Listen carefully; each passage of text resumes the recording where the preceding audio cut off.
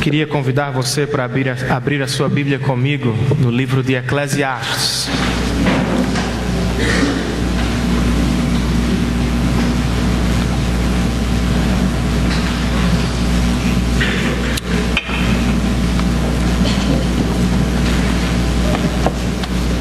Nós estamos numa série de reflexões da Palavra de Deus e as reflexões estão sendo feitas a partir com a leitura do livro de Eclesiastes, e hoje nós vamos ler boa parte do capítulo de número 2. Semana que vem nós chegamos talvez à parte mais conhecida do livro, Eclesiastes capítulo 3, falando sobre o tempo.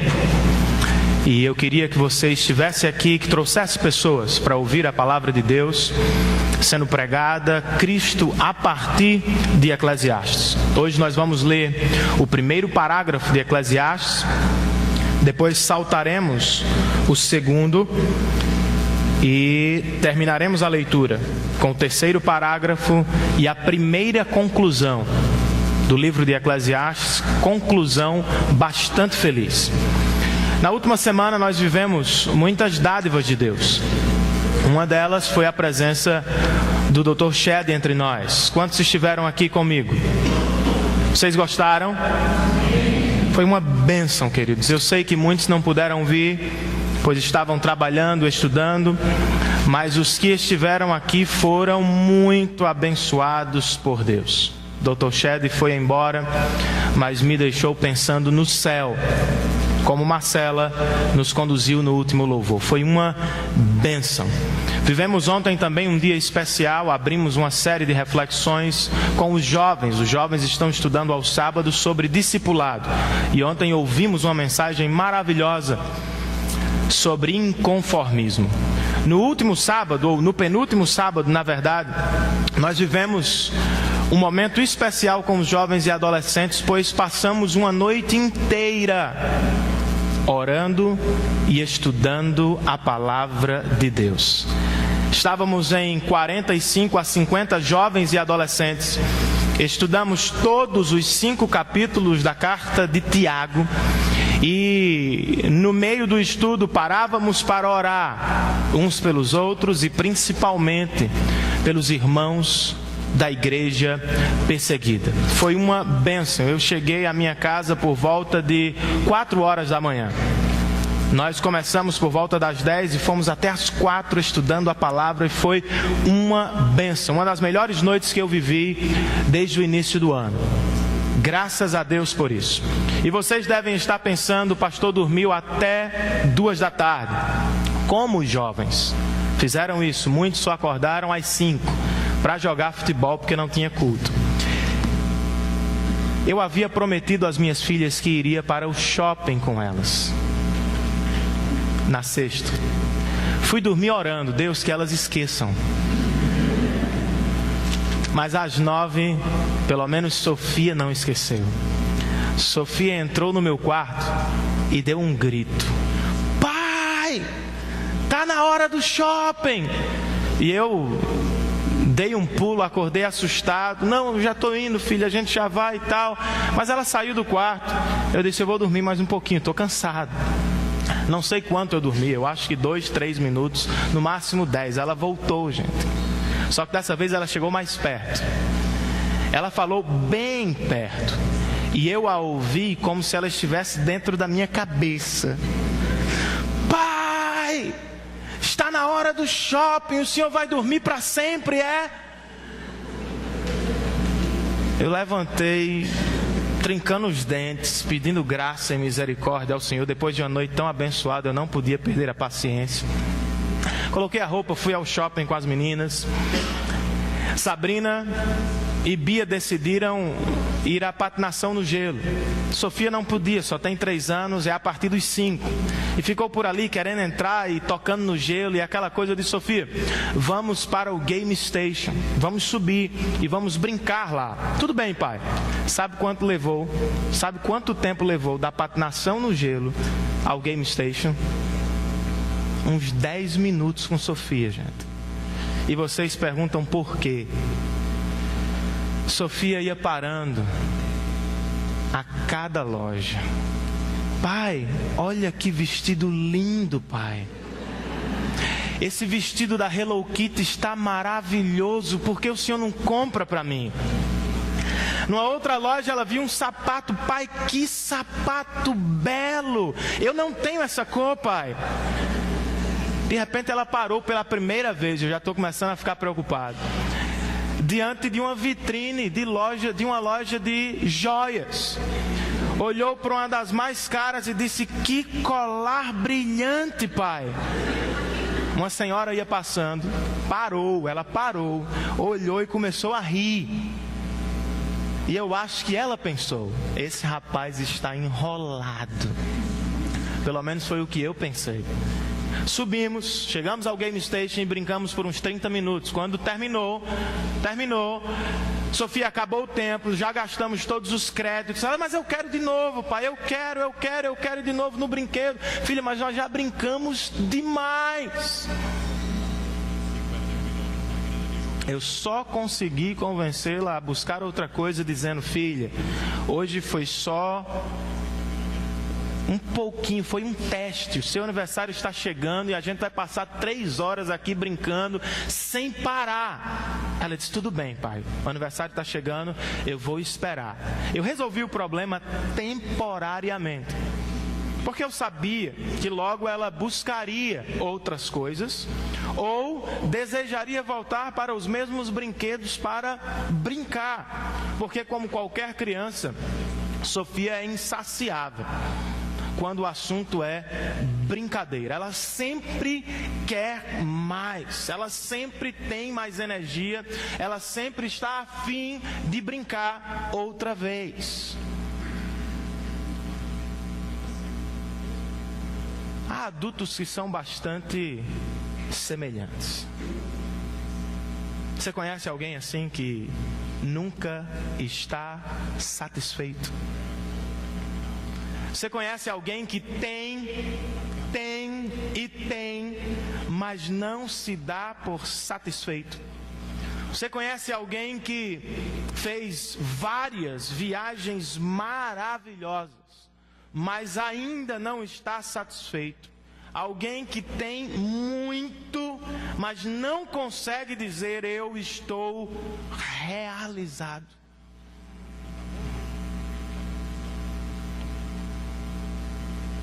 A nossa sociedade ocidental nos ensina, nos instiga a perseguir a satisfação a qualquer custo. E ela nos apresenta a satisfação como algo palpável, concreto, material. Tome, por exemplo, um recente filme chamado A Procura da Felicidade, cujo autor principal, ou ator principal, era Will Smith. A tese do filme é: alguém se dá por satisfeito, encontra a felicidade quando encontra a riqueza. Ele luta o filme inteiro. No final do filme ele consegue o que quer e misteriosamente o filme termina dizendo que ele ficou rico. Como é baseado numa história real, eu fiquei me perguntando: será que tal pessoa, ao conquistar riquezas, se deu por satisfeita, viveu os demais dias de sua vida feliz, completa, realizada? É interessante notar também, gente, que a mesma sociedade ocidental que nos instiga a perseguir a satisfação, e esta na matéria, é a sociedade que canta a impossibilidade de se encontrá-la. Um dos maiores sucessos de Rolling Stones é a música Satisfaction, ou Satisfação. E na música eles cantam Vivemos em busca de satisfação, tentamos de tudo, mas não conseguimos encontrar satisfação. Por que a confusão? Porque a mesma sociedade que nos diz persiga a satisfação, canta, não tem como encontrá-la. Eu penso que o homem sabe ou percebe que deve viver em busca da satisfação, pois ele sente que foi criado para isso. Mas eu penso que ele não sabe onde encontrar real, duradoura, verdadeira satisfação. Busquem, mas depois de toda busca, não encontramos. A mensagem de hoje, a reflexão desta noite, é sobre esta busca, a busca de todo homem por satisfação. Vamos estudar esse texto maravilhoso, Eclesiastes capítulo de número 2. Vamos ler a partir do verso 1.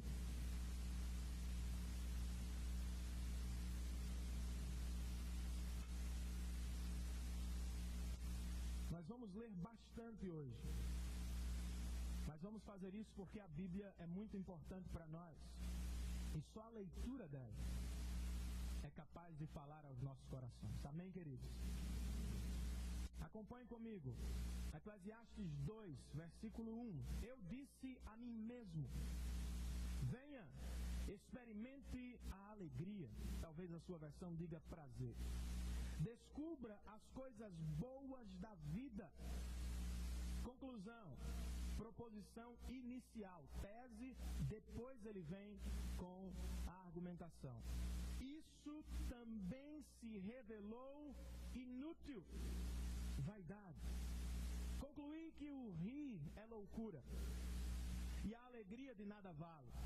Decidi entregar-me ao vinho e à extravagância, mantendo, porém, a mente orientada pela sabedoria. Eu queria saber o que vale a pena, debaixo do céu, nos poucos dias da vida humana. Lancei-me a grandes projetos, construí casas e plantei vinhas para mim. Fiz jardins e pomares, e neles plantei todo tipo de árvore frutífera. Construí também reservatórios para irrigar os meus bosques verdejantes. Comprei escravos e escravas, e tive escravos que nasceram em minha casa. Além disso, tive também mais bois e ovelhas do que todos os que viveram antes de mim em Jerusalém. Ajuntei para mim prata e ouro, tesouros de reis e de províncias. Servi-me de cantores e cantoras, e também de um harém, as delícias dos homens. Tornei-me mais famoso e poderoso do que todos os que viveram em Jerusalém antes de mim, conservando comigo a minha sabedoria. Não me neguei nada que os meus olhos desejaram. Não me recusei a dar prazer algum ao meu coração. Na verdade, eu me alegrei em todo o meu trabalho. Essa foi a recompensa de todo o meu esforço. Contudo, quando avaliei tudo o que as minhas mãos haviam feito e o trabalho que eu tanto me esforçara para realizar, percebi que tudo foi inútil. Foi correr atrás do vento. Não há nenhum proveito no que se faz debaixo do sol. Você vai saltar agora para o verso 17, porque estudamos o parágrafo que vai do 12 ao 16 na semana passada. Verso 17 do mesmo capítulo, Salomão diz: por isso desprezei a vida, odiei a vida, pois o trabalho que se faz debaixo do sol pareceu-me muito pesado. Tudo era inútil, era correr atrás do vento. Desprezei todas as coisas pelas quais eu tanto me esforçara debaixo do sol. Pois, terei que deixá-las para aquele que me suceder. E quem pode dizer se ele será sábio ou tolo? Todavia, terá domínio sobre tudo o que realizei com o meu trabalho e com a minha sabedoria debaixo do sol. Isso também não faz sentido. Cheguei ao ponto de me desesperar por todo o trabalho no qual tanto me esforcei debaixo do sol. Pois um homem pode realizar o seu trabalho com sabedoria, conhecimento e habilidade, mas terá que deixar tudo o que possui como herança para alguém que não se esforçou por aquilo. Isso também é um absurdo e uma grande injustiça. Que proveito tem um homem de todo o esforço e de toda a ansiedade com que trabalha debaixo do sol? Durante toda a sua vida, seu trabalho é pura dor e tristeza. Mesmo à noite, a sua mente não descansa. Isso também é absurdo. Primeira conclusão do livro de Eclesiastes, a partir do verso 24. Para o homem, não existe nada melhor do que comer, beber e encontrar prazer em seu trabalho. E vi que isso também vem da mão de Deus. E quem aproveitou melhor as comidas e os prazeres do que eu? Ao homem que o agrada, Deus dá sabedoria, conhecimento e felicidade. Quanto ao pecador, Deus o encarrega de ajuntar e armazenar riquezas para entregá-las a quem o agrada. Isso também é inútil, é correr atrás do vento. Vamos ter uma palavra de oração, queridos. Pai, nós te agradecemos pela rica oportunidade que temos de abrir a tua palavra, de ler a tua revelação, de ouvir o teu conselho eterno. Conselho este que pode mudar o curso da nossa vida hoje. Espírito Santo, eu te peço, tenha misericórdia de mim, de nós. Faz bom uso de mim como teu servo e fala poderosamente aos nossos corações. Leva-nos à verdadeira satisfação. Ensina-nos a verdadeira satisfação. É em nome de Jesus e para a glória de Jesus que nós oramos. Amém e amém.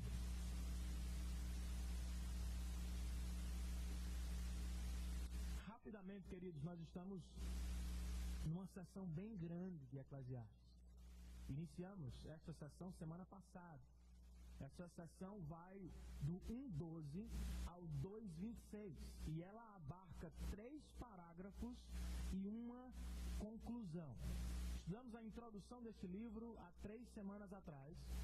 Semana passada, estudamos alguns parágrafos desta longa sessão sobre a sabedoria e hoje terminaremos esta primeira sessão com sua conclusão.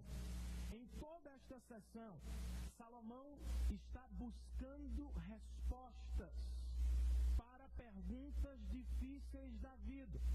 Na verdade, ele deixa o seu trono de rei e passeia pelas experiências da humanidade em busca de significado, em busca de sentido.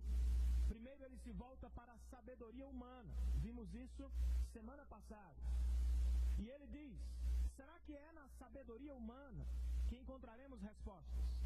Será que é a sabedoria humana que tem sentido e significado para o homem? Sua conclusão é não. Por que não, Salomão? Porque ela é insuficiente. Ela não resolve todos os problemas do homem.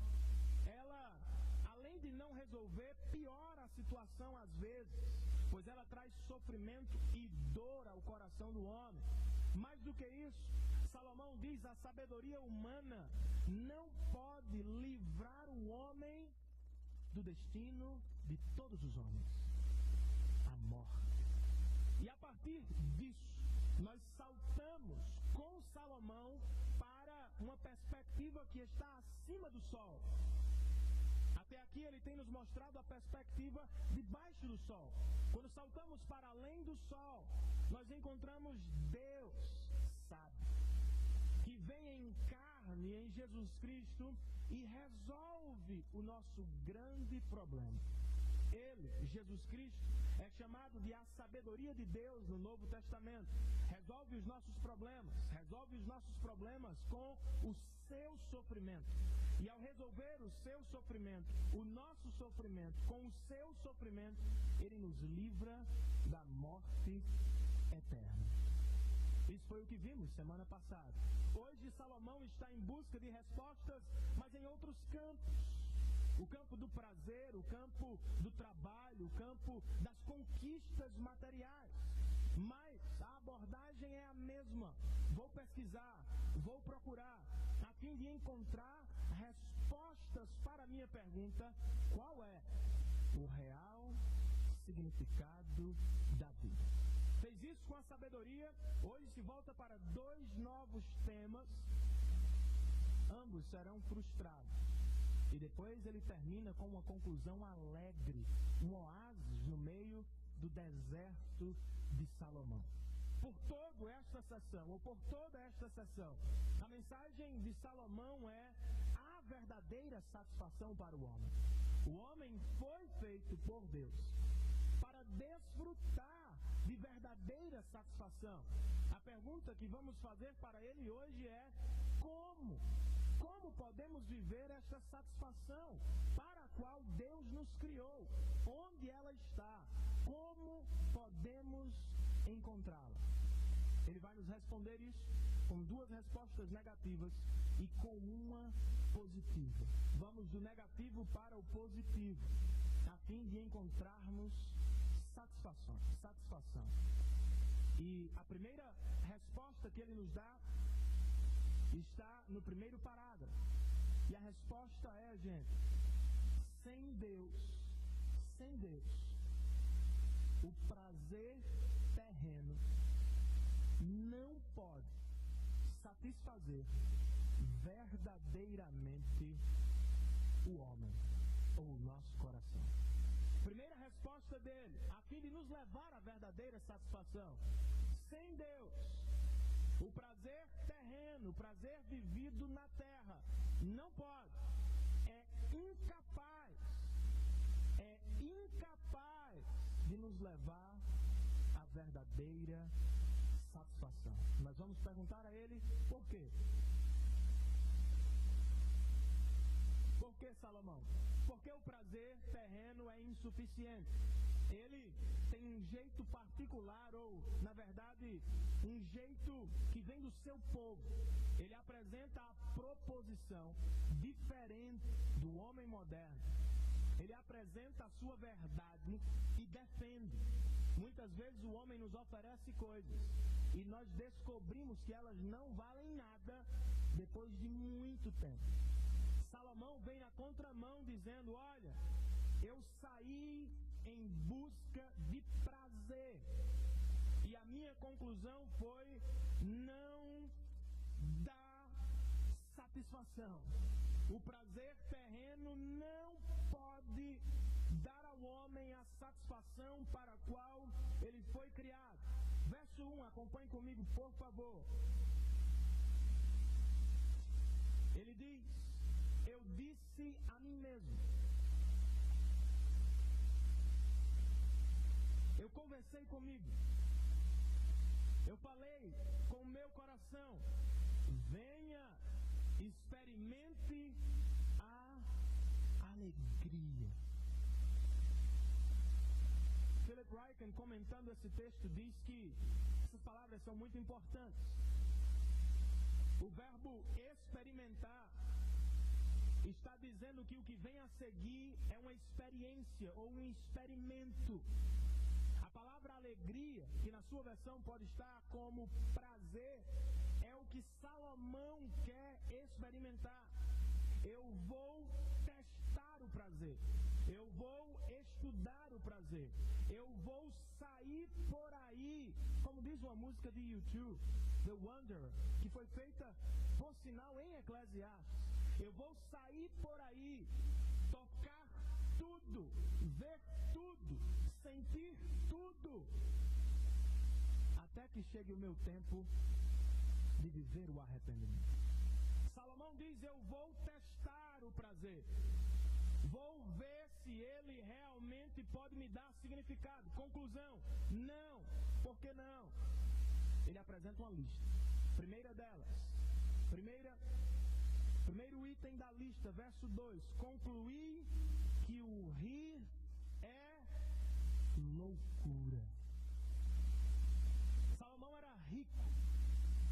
milionário. Contratou palhaços, provavelmente, comediantes. Os colocou diante de sua corte e disse: façam graça. Ele riu e riu, mas descobriu que a vida não é um riso ou um sorriso muito longo.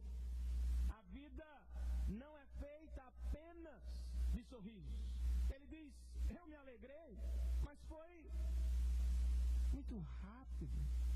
O efeito desapareceu. Depois do riso, eu me entreguei, diz ele ainda no verso 3, eu me entreguei ao vinho e à extravagância. Isso é, eu bebi de tudo e eu bebi muito. Mas Salomão não é, gente, como os dois bêbados que estavam no funeral de um amigo que bebia com eles. Dois bêbados conversando.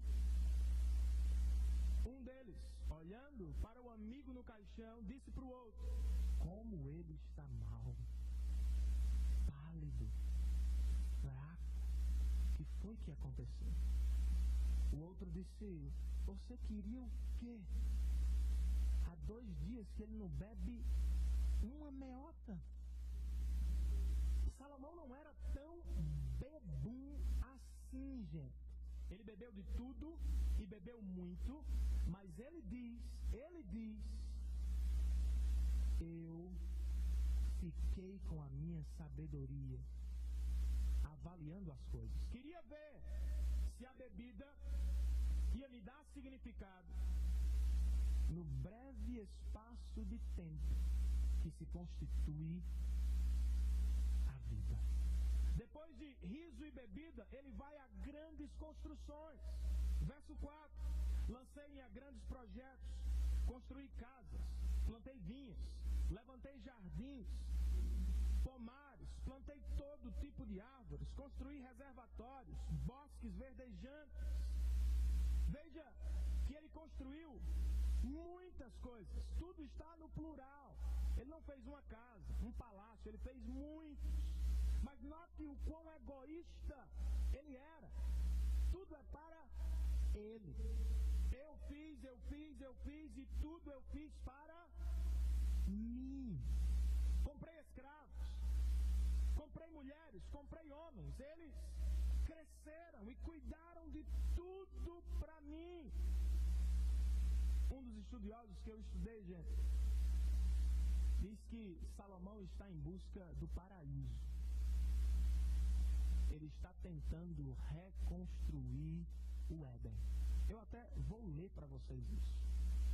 Derek Kidner, falando sobre esse Salomão e esse texto, ele diz o seguinte: Salomão cria um pequeno mundo dentro de um mundo, multiforme, harmonioso, exótico. Um jardim do Éden secular, cheio de deleites civilizados e deliciosamente não civilizados, sem frutos proibidos, ou algo que ele assim considere. Salomão tem de tudo. Vou reconstruir o Éden, só que sem frutos proibidos, sem regras. Não foi suficiente, diz o verso 8, foi para coleção. Ajuntei para mim prata e ouro, tesouros de reis e de províncias. Brinquei de ser rico, brinquei de comprar troços, brinquei de encher a minha casa com relíquias e com coisas preciosas das nações. Mais do que isso, fiz shows no meu jardim, diz o verso 8. Servi-me de cantores e cantoras. Para completar, tinha também um harém, as delícias dos homens. Ele é uma espécie de rei Deus. Pode tudo, na hora que quer, com quem quer, como quer. Criei um jardim coloquei nele um palco, trouxe os melhores cantores da época e coloquei as mulheres mais bonitas para dançar diante de mim. Deitei com todas elas.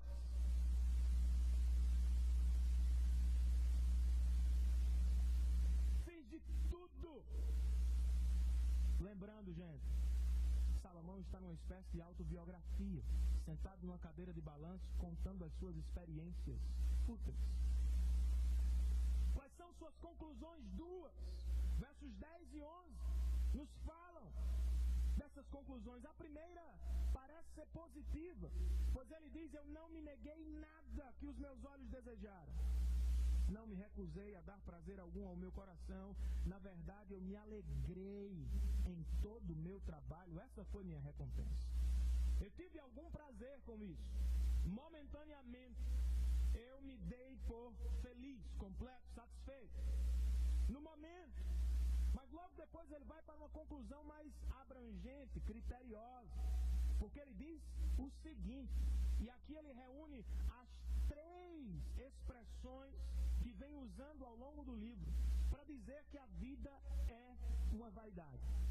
Contudo, verso 11, quando avaliei tudo que as minhas mãos haviam feito, e o trabalho que eu tanto me esforçara para realizar, conclusão, percebi que tudo era inútil, vaidade, tudo era correr atrás do vento. Não há nenhum proveito no que se faz debaixo do sol. Em outras palavras, inútil significa efêmero, passageiro, neblina. Tudo que eu fiz me deu algum prazer, mas desapareceu. Tudo que eu fiz me deu algum prazer, mas foi como correr atrás do vento, porque eu não consegui segurar. Tudo que eu fiz me deu algum lucro momentâneo, mas não me deixou nenhum lucro real, duradouro, significativo. Em resumo, o prazer terreno não satisfaz verdadeiramente o coração do homem. Não há muitos reis e rainhas vivendo nos nossos dias. Concordam comigo? Há poucos. E os poucos que ainda existem tentam viver como se fossem pessoas normais. Não estão mais com aquela da Idade Média, foi Deus, eu sou um Deus, eu sou um ungido. Querem viver como se fossem normais, porque são. Apenas o modelo de governo de seu país é diferente. Mas isso não significa dizer que hoje temos menos pessoas desejando ser reis e rainhas do seu próprio mundo.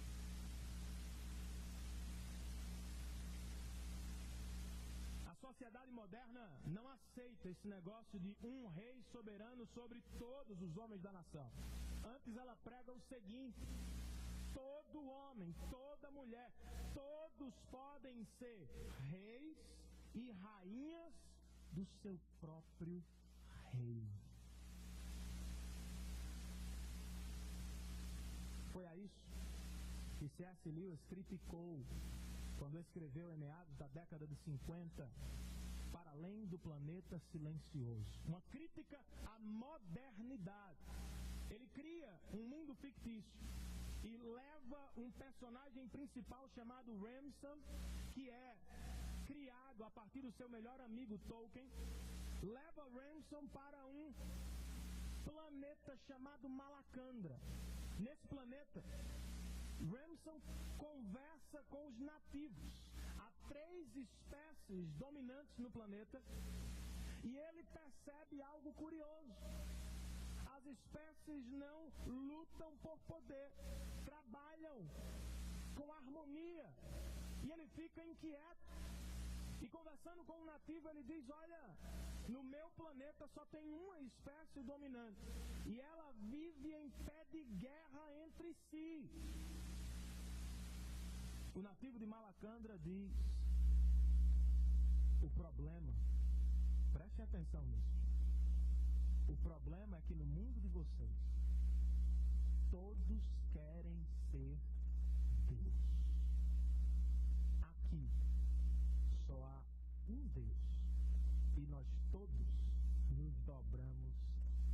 viver. C.S. Lewis estava falando sobre as guerras das nações, Segunda Guerra Mundial, mas ele também estava falando sobre as guerras pessoais dos seres humanos, que não são reis e rainhas, mas vivem como se fossem. Vivem como se fossem. Eu tenho o poder, eu tenho o dinheiro, eu posso comprar a satisfação, eu posso comprar o sorriso, eu vou assistir os filmes de comédia, eu vou aos teatros, eu vou sorrir porque isso vai me dar prazer. Quem aqui não gosta de, por exemplo, Adam Sandler? Fez Clique, fez Como Se Fosse a Primeira Vez, Papai e tantos outros filmes. Aquele cara é fantástico. Mas ele não mora na sua casa. Sua casa não é um filme de comédia. Vez por outra você chora. Foi bem o que um psiquiatra viveu com um paciente no seu consultório. O psiquiatra recebeu um paciente e o paciente continuou voltando. 3 semanas o paciente voltava rigorosamente 3 vezes por semana. Ele tentou de tudo. Chegou ao final e disse: meu amigo, nós já fizemos de tudo e você não sorri. Eu vou lhe dar um conselho. Há uma peça no teatro principal da nossa cidade. Estão dizendo que há um cara lá, fantástico. Todo mundo sai de lá sorrindo à beça. O paciente se voltou para o psiquiatra e disse: esse é o problema, doutor. Eu sou o palhaço. Faço todos, levo todos as gargalhadas, mas quando eu volto para casa, eu não consigo sorrir. Você tem tudo, nós temos tudo, então vamos comprar bebida, vamos comprar drogas, vamos viver a vida, pois é nisso que teremos prazer, satisfação. Momentaneamente você sente algo, mas no dia seguinte você já sente outra coisa, que não aquela que você sentiu no dia anterior. E aí vai, a lista é imensa. A verdade é que sem Deus, o homem vive tentando reconstruir o seu jardim perfeito, mas jamais consegue. Salomão está outra vez frustrando a nossa busca por satisfação. Não olhem para as coisas nesse âmbito, elas não dão prazer duradouro, significativo, real. Tem o seu lugar, nós vamos ver isso. Mas quando elas frustram vocês, olhem para cima do sol e veja que o prazer verdadeiro está em conhecer o Criador. Se hoje nós nos voltarmos para Ele, o que veremos? Veremos um Deus feliz. Um Deus que nos fez para a felicidade. Veremos um Deus que construiu um jardim perfeito para desfrutar de uma amizade perfeita. Veremos um Deus que nos viu pecar, nos viu sair do jardim porque gostaríamos de construir o nosso próprio jardim. Veremos um Deus que não nos deixou sozinhos. Veio nos buscar. Se encarnou. Habitou entre nós. E para nos levar ao jardim da amizade, passou por um jardim de sofrimento. Jesus, no jardim de Getsemane. Getsemane significa pisotear ou pisar a uva. Pois era o lugar, o monte ou o jardim do Getsemane fora usado antes para isso. Jesus vai a esse jardim e é esmagado. Apenas por, na sua mente, ver antecipadamente a cruz, não a madeira, mas a justiça e santidade de Deus. Ele olha para as horas que o esperam e ele sua, chora e vive um momento de agonia ao ponto de dizer: Pai, passa de mim esse cálice, se possível for. Mas ele sabe que não é possível. Para levar o homem de volta ao jardim da amizade com Deus e ao verdadeiro prazer, ele precisa ser esmagado. Como sacrifício perfeito, ele precisa ser imolado. Ele desce do jardim, sobe ao madeiro e lá bebe até a última gota da justiça de Deus que deveria cair sobre nós.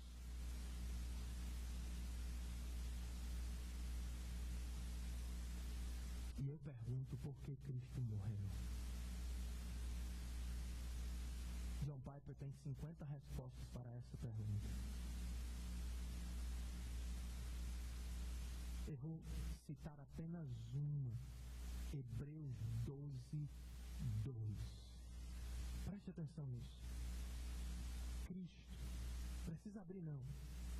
Cristo, Jesus Cristo, pela alegria que lhe fora proposta, pelo prazer que lhe foi oferecido, suportou a cruz, abandonou a vergonha e depois assentou-se à direita da majestade. O que é que o autor de Hebreus está dizendo, gente? Isso me fez chorar hoje à tarde enquanto eu lia. O autor de Hebreus está dizendo o seguinte: Jesus Cristo foi à cruz porque havia prazer no final do sofrimento. Jesus Cristo foi à cruz porque antecipadamente ele viu alegria.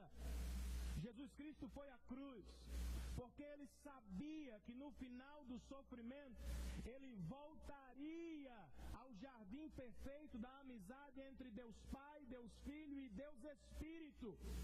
E muito mais do que isso, Jesus Cristo foi à cruz porque ele sabia que depois do sofrimento ele voltaria ao jardim da amizade, mas não voltaria sozinho. Ele voltaria para abrir os portões para você e para mim.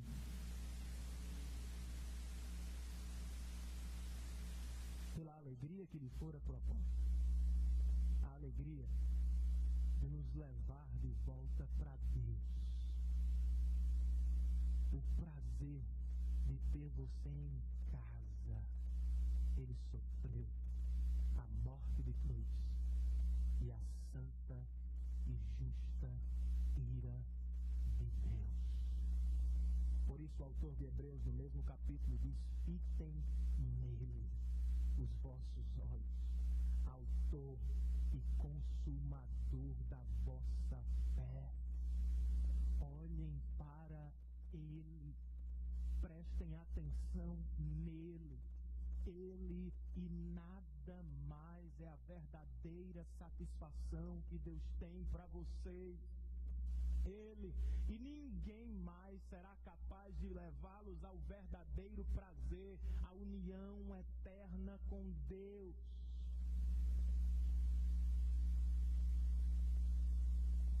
Para ganharmos tempo, segunda resposta de Salomão, a pergunta: como encontramos a verdadeira satisfação? Sem Deus, outra vez negativa.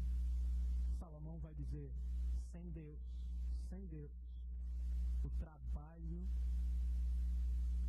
não pode satisfazer verdadeiramente o coração do homem. Sem Deus o prazer não satisfaz. Sem Deus o trabalho não realiza, não completa o homem. Para ganhar tempo, gente, eu vou só citar o texto, mas a partir do verso 17 até o verso 23, nós temos Salomão falando sobre o trabalho, o valor do trabalho, ou o significado do trabalho. Realmente, será que ele tem respostas? Outra vez ele abre já dizendo que não. Eu odiei a vida. Eu desprezei a vida, pois o trabalho é muito pesado. Sobremodo inútil, passageiro, efêmero, não duradouro, não realiza. Por que não, Salomão? 3 respostas Salomão nos dá. Primeira delas: tudo o que você construiu fica por aqui. Você não leva nada. Salomão diz isso. Verso 18: desprezei todas as coisas pelas quais eu tanto me esforçara debaixo do sol. Resposta: pois terei que deixá-las para aquele que me suceder. Eu não levo nada nu. Eu saí Do ventre da minha mãe, disse Jó, nu voltarei para o pó. John Stott, ontem citado por Sansão, vai dizer que a vida humana é um curto espaço de tempo entre a nudez. Nu você entra, nu você sai. E não leva nada. Salomão fica doido. Trabalhei tantos anos.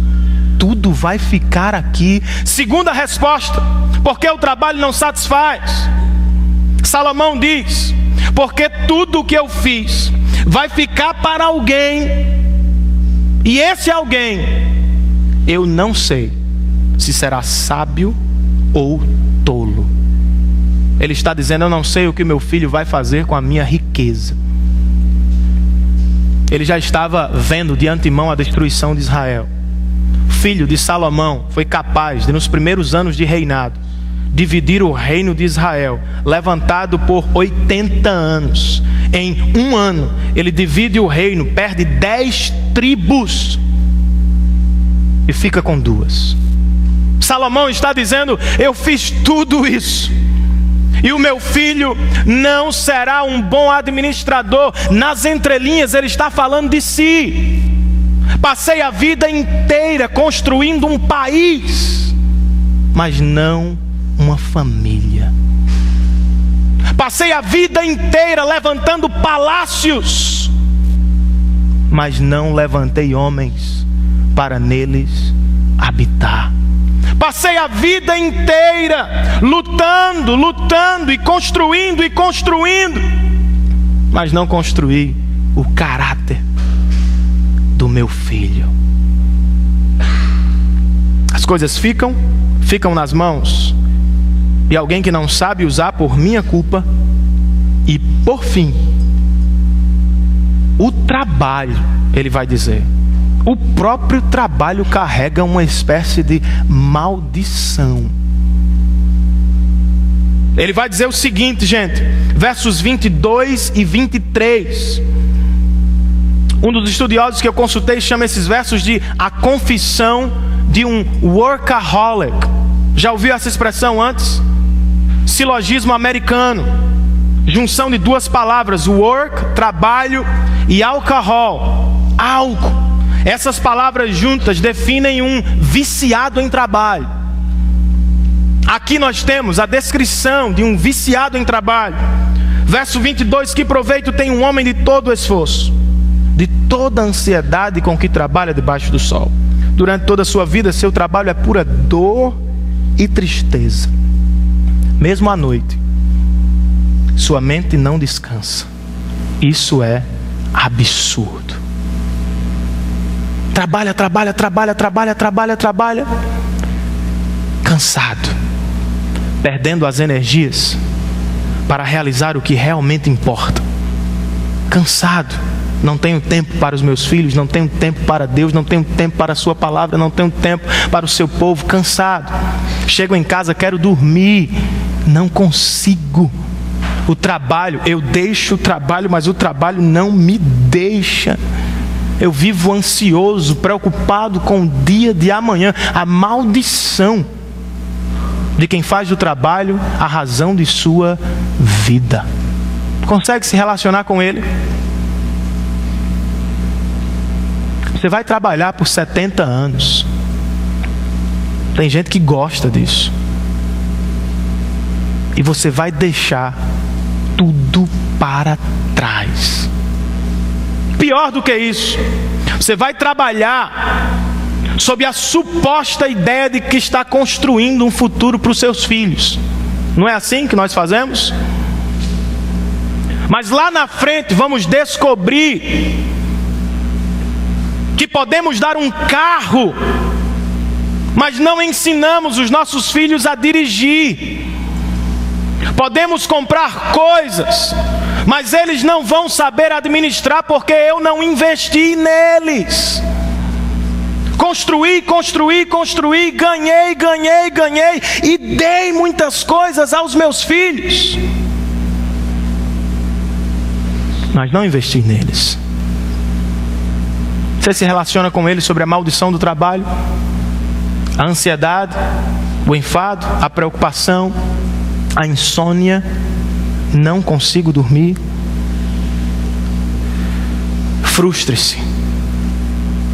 O trabalho não foi feito para realizar você. Olhe para cima, que você vai ver um Deus que trabalha. Um Deus que trabalhou no início construindo todas as coisas.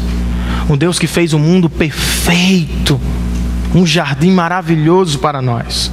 Um Deus que depois da queda do homem continuou trabalhando, construiu, levantou uma nação que lhe pudesse servir como um pregador e também como a mãe do Salvador. Deus se encarna, vem à terra, nasce na família ou numa família humilde, aprende a profissão do pai, trabalha com seu pai no pesado.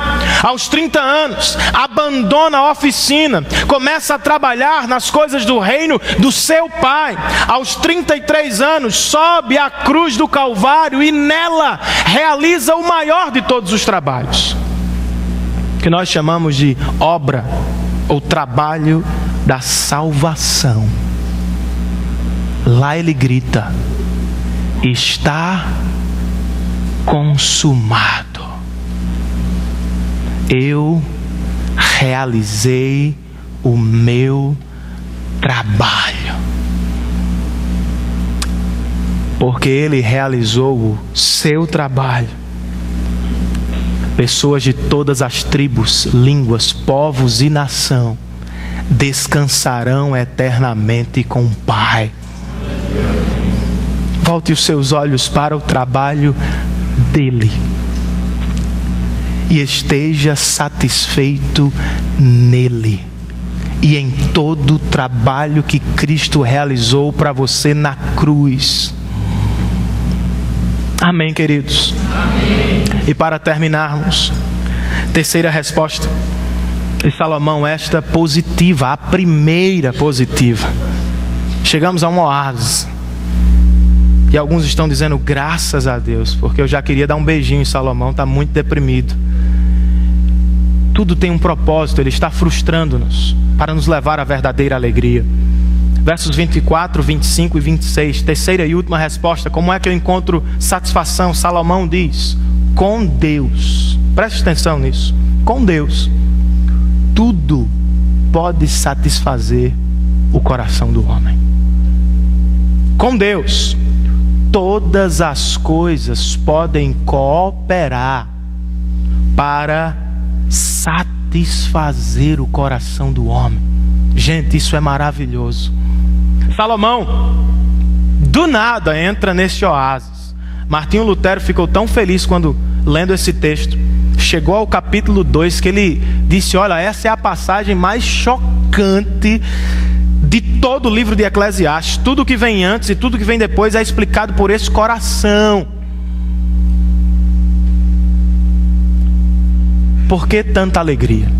Porque ele diz isso: para o homem, verso 24, não existe nada melhor do que comer, beber e encontrar prazer em seu trabalho.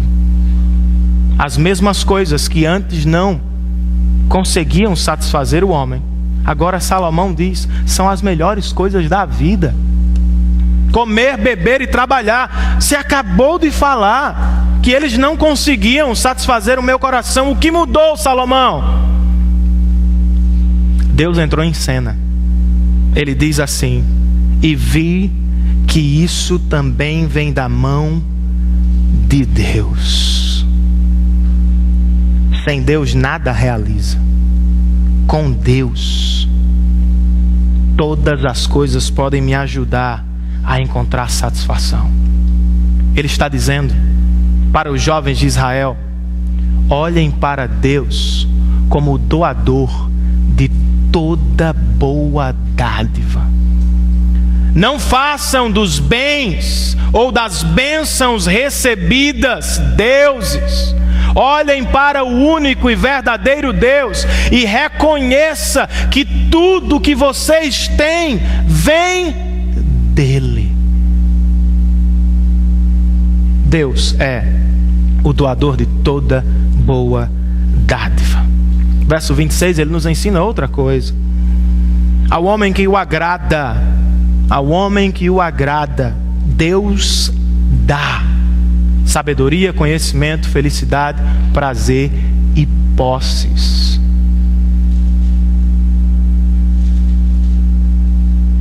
Reconheça que Deus é o doador de todas as coisas. Agrade-o. Não me entendam mal. Não agrade Deus com o desejo de receber de Deus. Salomão está dizendo: aquele que vê Deus como doador de todas as coisas, aquele que vê Deus como fonte última da satisfação, aquele que faz de Deus o seu prazer, agrada a Deus. E a estes Deus dá. Deus da Bíblia é um Deus que dá e não toma sabedoria, felicidade, conhecimento e posses. Ele vai dizer: Deus tira do pecador. Quem é o pecador? O pecador aqui é aquele que vive a vida fazendo dos bens ou das bênçãos deuses. Ele diz: no final das contas eles vão juntar e as coisas vão ficar para os meus. Será que é sempre assim? Nós vamos ver rapidamente. Mas antes, eu queria fazer algumas aplicações desse último parágrafo. Como é que você pode sair daqui satisfeito em Deus? Olhando para Ele e não para as suas bênçãos, como a melhor de todas as bênçãos. Posso ouvir um amém, queridos? Amém. Como é que eu posso sair daqui satisfeito em Deus? Olhando para Deus e não para as bênçãos, como o melhor presente de si mesmo. Não foi isso que Jesus disse no Sermão da Montanha, no parágrafo da ansiedade? Busquem primeiro o reino de Deus e as demais coisas. Sabe o que Jesus está dizendo? Se preocupe com o que é mais importante. Viva a sua vida para Deus. Todas as outras coisas Ele vai dar para você. Faça dele o seu único Senhor. Viva se preocupando com Ele, com sua palavra, com um relacionamento. As outras coisas Ele é Pai. Ele cuida dos seus filhos. Uma outra aplicação.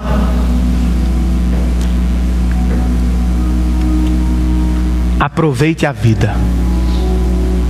Uma das ênfases de Eclesiastes é essa: a vida é boa, apesar de ser pesada às vezes. Aproveite a vida. Veja a comida que está no seu prato, a bebida que você tem em casa, o trabalho que você recebeu. Olhe para o seu presente e dê glória a Deus. Deus é o doador de toda boa dádiva. Tudo que eu tenho vem dele. Eu estou feliz com o carro que eu tenho. Eu estou feliz com o apartamento que eu vivo. Eu estou feliz com tudo que eu tenho, porque tudo veio de Deus. Se você não está feliz, você está me dizendo algumas coisas. Deus não satisfaz. Você está me dizendo outra coisa. As bênçãos e não o doador são mais importantes para você. Quando eu faço das bênçãos de Deus os meus deuses, eu vivo em função delas, e eu nunca me dou por satisfeito. Eu quero mais, eu quero mais, eu quero mais. Eu quero. Você está dizendo: o meu presente não é bom, a vida que Deus me deu não é boa, por isso que eu preciso jogar, porque eu quero ter muito para viver muito. Deus é suficiente, queridos, e tudo o que Ele nos dá é suficiente. E o trabalho é bom, queridos. O trabalho foi feito por Deus. Os nossos pais não foram feitos para viver à beira do mar, tomando Coca-Cola ou água de coco. Eles trabalharam no início. O trabalho se tornou pesado desde o pecado, mas não é sempre pesado. Glorifique a Deus no seu trabalho, reconhecendo o seu trabalho como dádiva de Deus, sorrindo para as pessoas e dizendo: eu estou feliz com o que tenho. Faça do seu trabalho um campo missionário, pregue o Evangelho de Jesus Cristo, conquiste aquele lugar para Deus, pois Ele é, em última análise, de Deus. Mas e as riquezas? Eu vou receber? Talvez sobre. Talvez o pecador junte para você. Talvez não. Por agora, talvez não.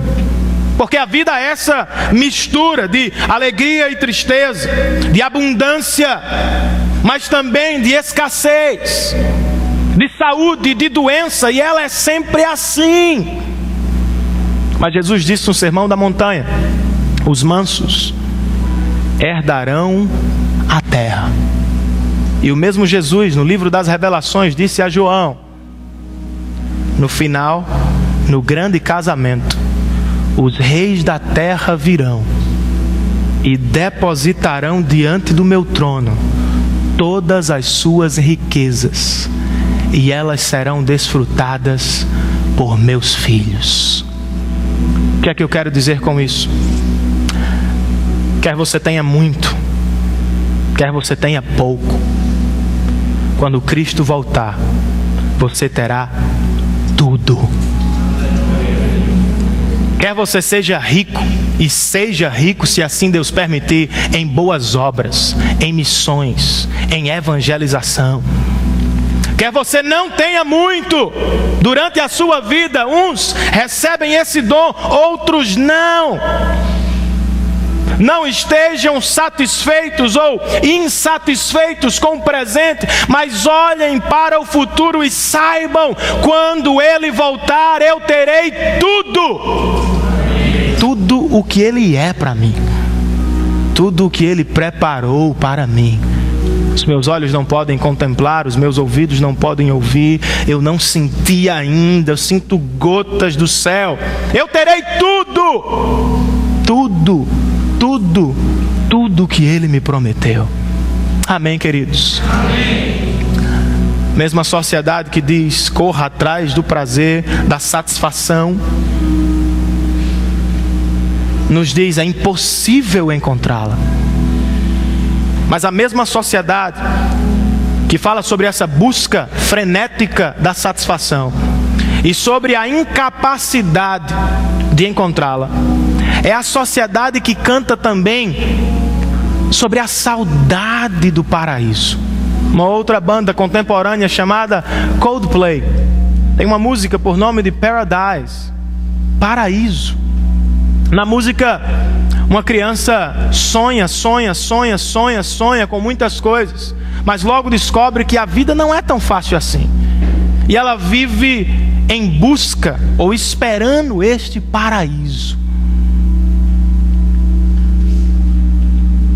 Não se encontra este paraíso. O paraíso nos encontra em Jesus Cristo. Nós não podemos encontrá-lo. Não podemos. Pecamos, fomos expulsos dele. Cristo nos encontra e Ele nos leva de volta ao seu paraíso. Volte-se para Ele hoje e encontre verdadeira satisfação nele, verdadeiro prazer nele, verdadeiro significado para o seu trabalho nele. Encontre nele salvação. Amém, amados? O amor de Deus, o Todo-Poderoso e bondoso Pai, a graça salvadora, fortalecedora de Jesus Cristo, nosso Senhor, e as consolações ternas do Espírito Santo de Deus estejam conosco, hoje e sempre, e não apenas conosco, mas com todos os que se chamam pelo nome de Jesus Cristo. Todos nós dizemos amém e amém. Falemos uns com os outros e saiamos daqui abençoados pela satisfação em Deus.